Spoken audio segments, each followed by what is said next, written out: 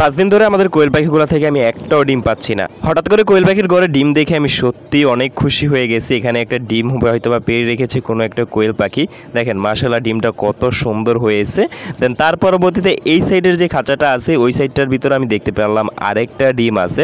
দেন সাথে সাথে খাঁচাটা খোলার পরবর্তীতে ওই ডিমটা আমি সংগ্রহ করার চেষ্টা করতেছিলাম। তো আজকে প্রায় 5 দিন পরে আমরা আমাদের কোয়েল পাখি থেকে 2টা ডিম পাইছি। মাশাআল্লাহ ওরা আবার ডিমে চলে আসতেছে।